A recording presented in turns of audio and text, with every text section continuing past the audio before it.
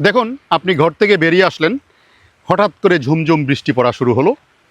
আপনি ছাতাও নিয়ে আসেন নাই। এই সময় আপনি কি করবেন বলুন তো? করণীয়টা কি হতে পারে? এই যে আপনার করণীয় হচ্ছে এই ছাতা, ন্যাচারাল আমব্রেলা, যেটাকে বলা হয় কলার পাতা, অথবা ফ্যান কচু আমরা যেটাকে বলি, বড় কচু, সেই কচুর পাতা।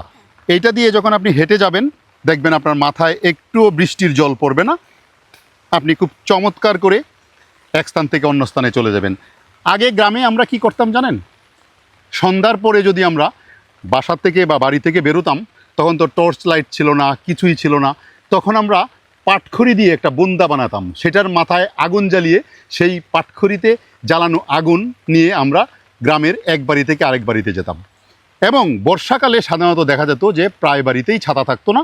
আমরা এরকম একটা কলা পাতা অথবা ফ্যান কচুর পাতা এরম তুলে মাথায় দিয়ে সেটা দিয়ে রাস্তা পার হতাম, এবং বৃষ্টির মধ্যে আমরা এই বৃষ্টির থেকে প্রোটেকশান নিতাম।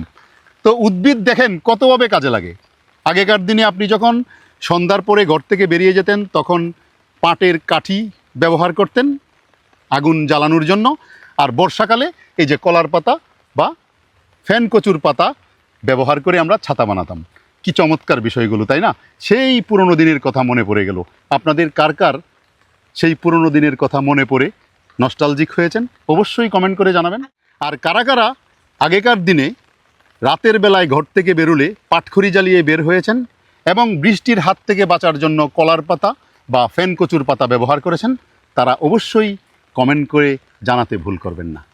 কবিগুরুর বিখ্যাত গানের কথাগুলি মনে পড়ছে। আজি ঝড়ো ঝড়ো মুখর বাদর দিনে, জানিনে কিছুতে কেন যে মন লাগে না, এই চঞ্চল সজল পবন বেগে উদ্ভ্রান্ত মেঘে মন চায়